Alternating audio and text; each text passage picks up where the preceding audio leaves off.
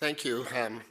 Matthew goes around through the entire north, and I think you have 60 plus communities. And during when we're in the COVID restrictions, a year into COVID restriction, he and his team still went out and visited the communities. And I tried to stop him, but he said, no, we're going out. So that's the kind of dedication and passion that he demonstrates with his work in diabetes. But many of the staff are very high achievers, and I am proud of my staff. Without them, I don't think we'll be as progressive as we are today. Like Mary T.G. said, many of the other agencies are strictly operating their agencies from the child protection lens. We choose to make sure that we rebuild our nations and our communities and our families, starting with creating a safe space for children. And we will continue to do that. It's going to be exciting in the next year to talk to community members about creating our child welfare law. We have a draft in the back burner, which will be socialized in the communities, and we'll get more ideas to truly reflect the needs of each individual community with overarching principles.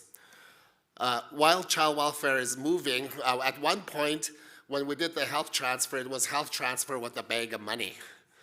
And we'd also, Mabel was in charge of the health fundings, and we would rob her bank to pay for child welfare services.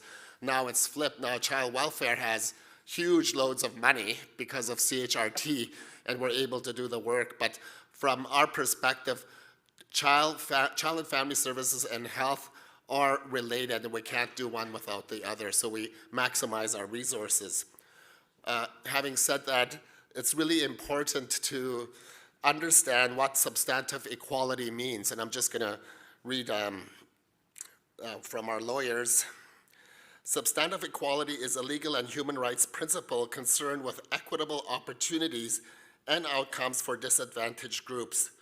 Substantive equality recognizes the law must take into account things like discrimination, marginalization, and unequal distribution into account in order to achieve equal results for basic human rights, opportunities, and access to goods and services. Substantive equality is primarily achieved by implementing special measures in order to assist or advance the lives of disadvantaged individuals. That description is our communities. We've been so disadvantaged over the past 150 years that we must make sure that this principle not only applies in health, but also in education and in housing.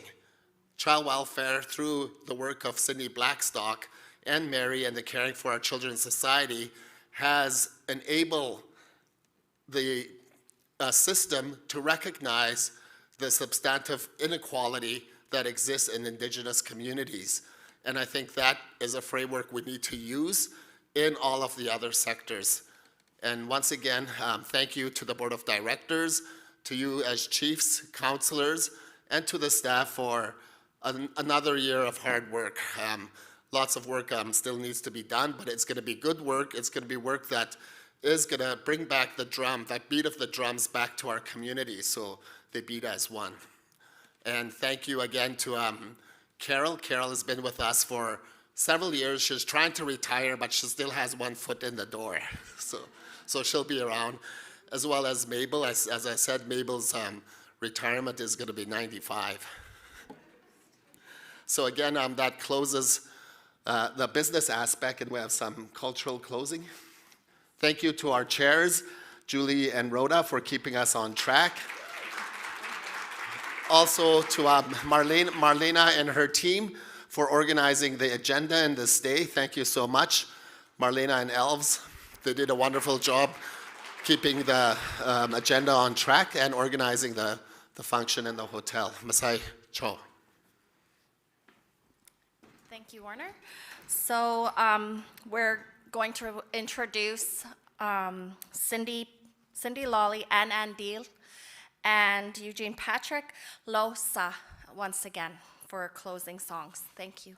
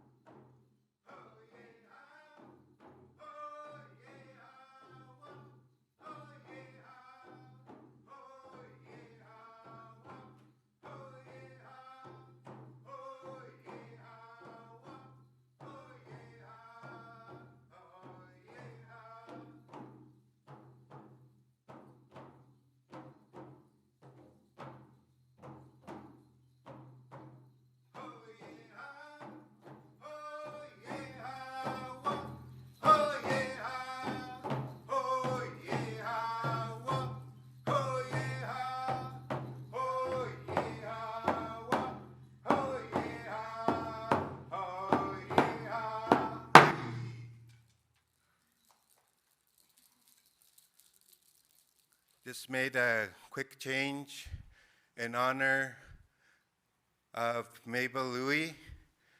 We did 2 sets Frock Clan entrance, and in honor of Warner Adam, we did the last 2 Bear Clan entrance. And as a part of the jurisdiction team, we want to thank Warner Adam, Mary TG, the board, for all of you's years of service and amazing work. You're all very special and dear people to our children. Thank you from the bottom of our hearts. And now we're going to do the goodbye song.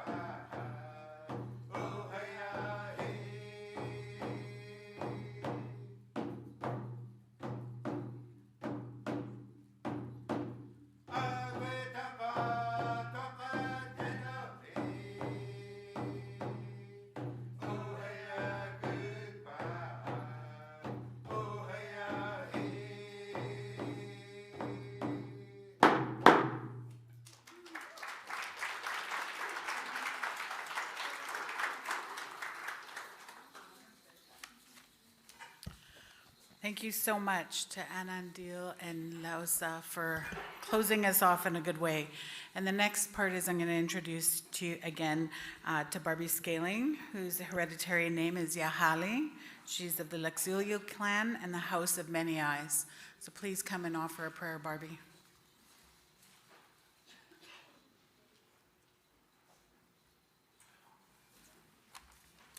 The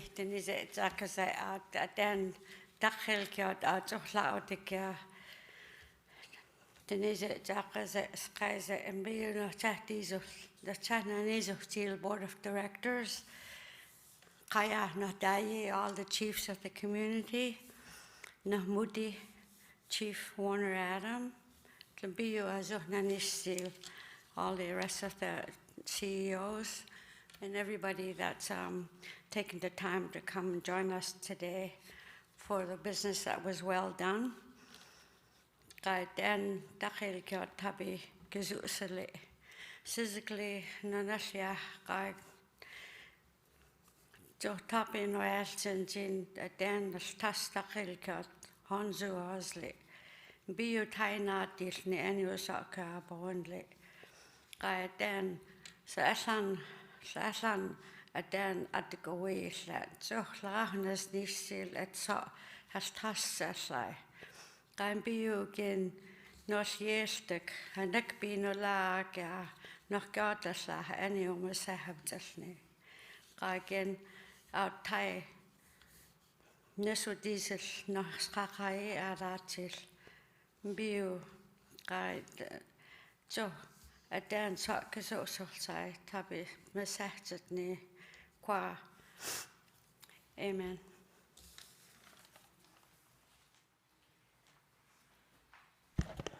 Thank you so much. I just want to remind people of the survey that should be up.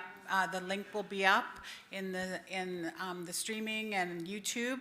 And I'm not sure how, if people here wanted today have a survey. I think there's on the website. So if you are here in person today and you want to provide some feedback, the survey is available on our website. Thank you, everyone.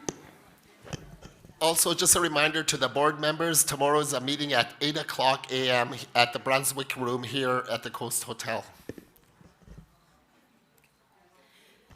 And that concludes our 23rd Annual General Assembly.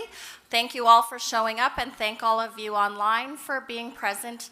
And I just want to say thank you to Julie. I have never chaired before, so she was very helpful in showing me a good way to do it in her fabulous footwear.